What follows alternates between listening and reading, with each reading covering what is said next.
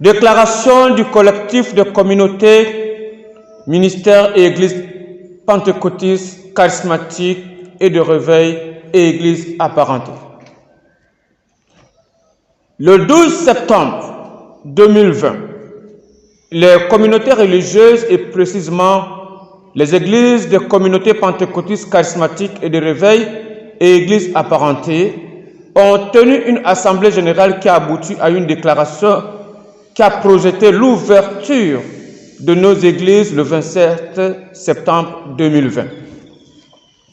Suite à cette assemblée générale, les leaders du corps de Christ ont entamé un certain nombre de démarches, parmi lesquelles la rencontre avec le président de l'Assemblée nationale qui nous a prodigué de sages conseils allant dans le sens de l'apaisement. Non seulement de l'apaisement, mais aussi du suivi de la démarche gouvernementale en faveur de la réouverture des lieux de culte.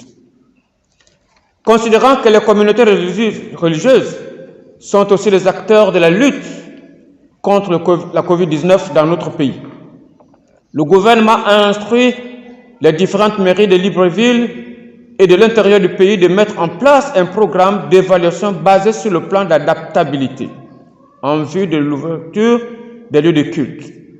Les équipes techniques d'évaluation devront passer dans chaque église à partir du lundi 28 septembre 2020.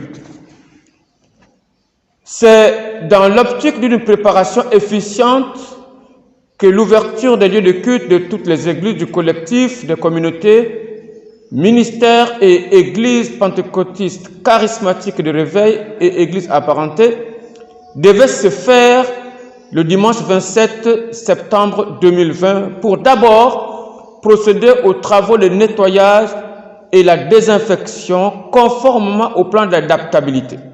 À cet effet, tous les fidèles ont été invités à se munir de l'arsenal nécessaire en termes de produits désinfectants, des seaux, balais, serpillières et faire recours aux structures spécialisées et agréées en matière de désinfection des lieux de culte. Ceci étant une étape nécessaire pour rendre un culte raisonnable à l'Éternel, notre Dieu.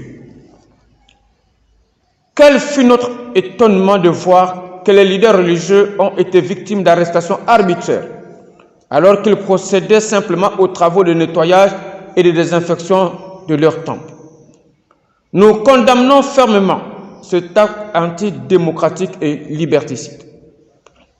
Nous dénonçons ces actes d'intimidation et de brutalité à l'endroit des hommes de Dieu, parmi lesquels l'archevêque Jean-Baptiste Moulaka, le 27 septembre 2020, celui qui vous parle. Nous demandons au gouvernement de la République de mettre fin à cette injustice, car il apparaît évident aujourd'hui que rien ne justifie plus le maintien de la fermeture des lieux de culte, compte tenu du fait que les 45 jours de l'état d'urgence sont épuisés depuis le 28 septembre 2020. Nous tenons à signaler ici qu'il faut faire une différence entre l'ouverture des lieux de culte qui s'apparente à l'exercice du culte dominical et l'ouverture des temples qui sont des lieux de travail, car chaque église a des bureaux avec une administration qui travaille indépendamment de la tenue des cultes. Nous rassurons à l'endroit de tous les hommes de Dieu que le programme de purification des églises reste inchangé. Nous appelons le gouvernement à la retenue et à comprendre que nous n'avons adopté aucune posture de défiance ou d'insubordination de l'autorité, mais nous mettons tout en œuvre pour l'accompagner dans le déroulement du programme d'évaluation du plan d'adaptabilité qui aura lieu dans chaque église. Faites à Libreville le 29 septembre 2020 pour le leader du collectif, archevêque Jean-Baptiste Moulaka. Je vous remercie.